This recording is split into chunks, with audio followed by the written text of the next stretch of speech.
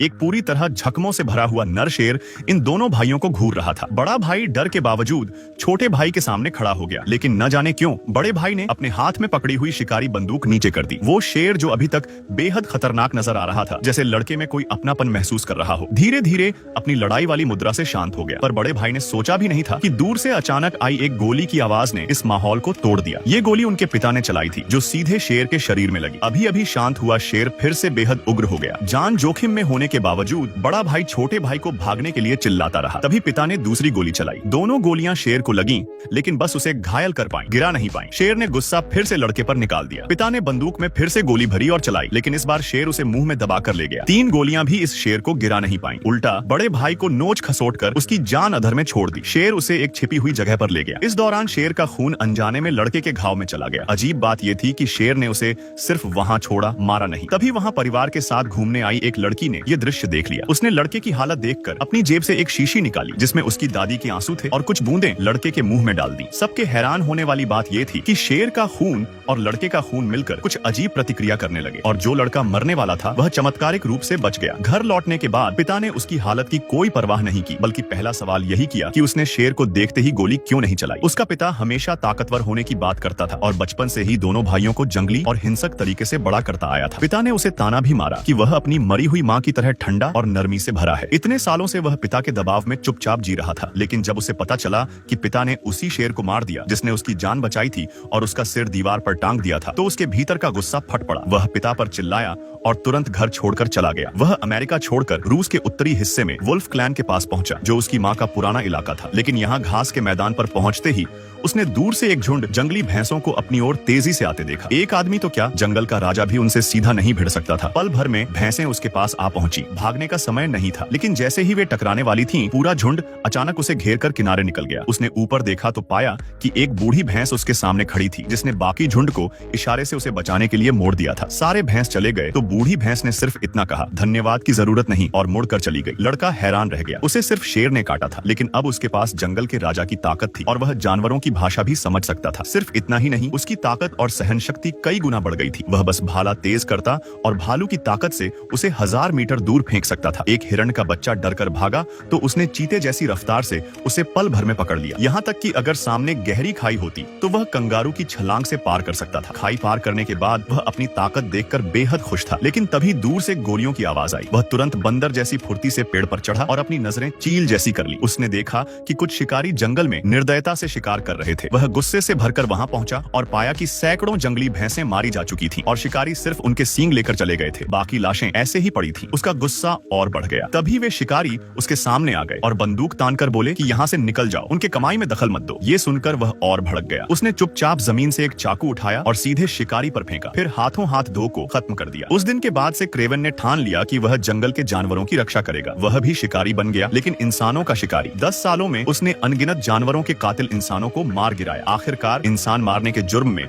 उसे रूस की सबसे खतरनाक जेल में डाल दिया गया। ये जेल रूस की सीमा पर थी और यहाँ सिर्फ सबसे बड़े अपराधी रखे जाते थे। लेकिन क्रेवन को कोई डर नहीं था, क्योंकि असल में वह यहाँ जानबूझकर आया था। दोपहर के समय क्रेवन ने जेल के मुखिया की जगह पर कब्जा कर लिया और वजन उठाने लगा। मुखिया ने अपने 2 गुंडों को भेजा कि उसे निकाल दें। दोनों ने पूरी ताकत से उसे दबाने की कोशिश की, लेकिन अगले ही पल क्रेवन ने जैसे बच्चों को उठा लिया हो वैसे दोनों को उठा फेंका। उसने पलटकर उन्हें 2 घूंसे मारे, जिससे उनके सिर चकरा गए। इस हरकत ने जेल के मुखिया की दिलचस्पी जगा दी। मुखिया ने उसे बुलाकर कहा कि वह उसका आदमी बन जाए। क्रेवन ने झुककर हामी भर ली, लेकिन ये सिर्फ एक चाल थी। असल में वह फर्श पर पड़ी हुई बाघ की दांत जैसी वस्तु को हथियार के रूप में लेना चाहता था। जैसे ही मौका मिला, उसने उस दांत से दोनों गुंडों को मार गिराया। मुखिया भागने लगा, लेकिन देर हो चुकी थी। क्रेवन ने उसे टेबल से बांध दिया। असल में ये मुखिया एक हथियार व्यापारी था, जिसकी वजह से कई दुर्लभ जानवर मारे गए थे। क्रेवन इसी वजह से इस खतरनाक जेल में घुसा था। उसने दरवाजे पर खड़े गार्ड को धक्का देकर उड़ा दिया और मुखिया को खत्म करने के बाद छिपकली जैसी पकड़ से दीवार पर चढ़ गया। उसने ताकत से छत की खिड़की तोड़ी और बाहर आ गया। फिर सामने की इमारत पर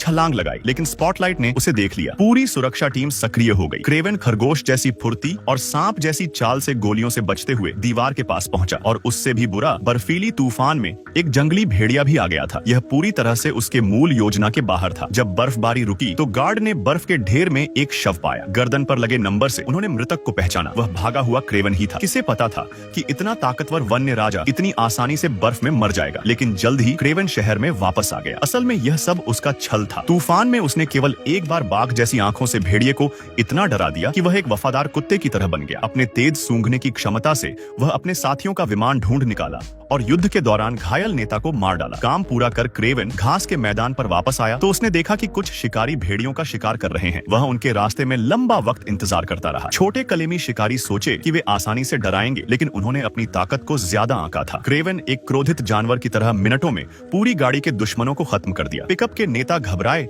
और भाग निकले। क्रेवन हार मानने वाला नहीं था। उसने उनकी गाड़ी का नंबर नोट कर लिया। भागा हुआ नेता जब बेस वापस गया तो एक तीर उसके ऊपर चला। क्रेवन ने उसे अपनी सूची से हटा दिया और जाते जाते दरवाजा बंद करना नहीं भूला। अपने सूंघने की ताकत से क्रेवन एक महिला के सामने आ गया और अपनी पुरानी खास कार्ड दिखाई। काली को तभी एहसास हुआ कि यही वो छोटा लड़का है जिसे बचपन में शेर ले गया था। क्रेवन जब बच्चा था तब काली और उसके माता पिता पास ही घूम रहे थे। क्रेवन के हाथ में जो कार्ड था वह उसकी दादी ने भविष्यवाणी करके दी थी। कहते हैं कि वह कार्ड मुसीबत में मदद करता है। उसके साथ एक रहस्यमय दवा भी दी गई थी जो पीढ़ियों से परिवार में चली आ रही थी। शेर ने क्रेवन को नुकसान नहीं पहुंचाया, बल्कि काली को देखकर उसकी आंखों में मदद की उम्मीद झलकने लगी। काली ने दवा दी और उसे कार्ड छोड़ गया ताकि क्रेवन को शुभकामनाएं मिले। डॉक्टरों ने पूरी कोशिश की, लेकिन क्रेवन की चोटें बहुत गंभीर थीं और उसे मृत घोषित कर दिया गया। लेकिन जब उपकरण हटाने लगे तो क्रेवन चमत्कारिक रूप से जाग गया। अपने मन के सवालों का जवाब खोजने के लिए उसने 16 साल तक खोजबीन की और अंततः अपने रक्षक काली का पता लगा लिया। अब काली लंदन की मशहूर वकील है, लेकिन उसका शिक्षक हत्या का शिकार हो गया। क्रेवन ने कहा कि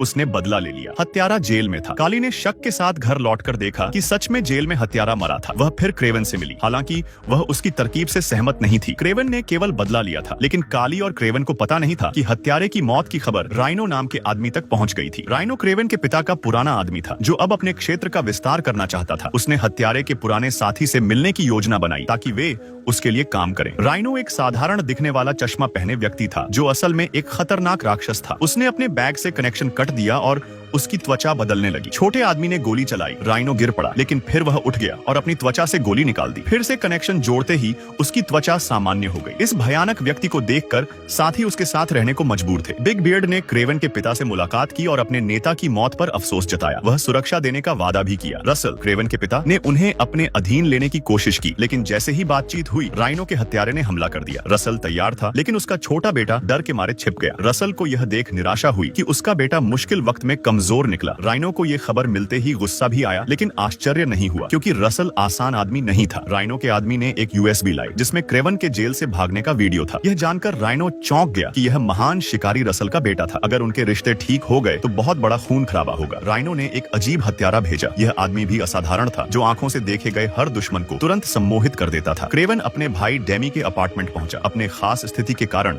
वह दीवार चढ़कर अंदर गया। डेमी अपने बड़े भाई को देखकर बहुत खुश हुआ और कहा कि आज की शाम जोरदार जश्न मनाएंगे। दोनों रेस्टोरेंट गए। डेमी ने क्रेवन को बताया कि पिता पर हमला हुआ था और अब वह खुद को कमजोर समझता है। उसने कुछ ऐसा करना था जिससे सब उसकी कद्र करें। उनकी बातचीत के दौरान निकोला अचानक आया। पिता से मिले निकोला भावुक था, पर क्रेवन ने उसे ठंडी नजरों से देखा। भाई के जन्मदिन की वजह से क्रेवन ने फिलहाल पिता से मेल मिलाप करने का फैसला किया। रात को क्रेवन ने नशे में डेमी को संभालकर अपार्टमेंट लाया क्योंकि वह लंबे वक्त से बाहर सो रहा था। उसे आधुनिक समाज में घुलना मिलना मुश्किल लग रहा था। वह अपना कपड़ा लेकर पार्क में रुकना चाहता था। अगले दिन क्रेवन जब अपार्टमेंट लौटा तो डेमी गायब था। छत पर जाकर उसने देखा कि डेमी को किसी ने कार में बिठा लिया है। क्रेवन ने बिना हिचकिचाए ऊपर से कूदकर पीछा किया। वह तेज दौड़ता हुआ फुटब्रिज पर पहुंचा, लेकिन कार पहले ही निकल चुकी थी। अब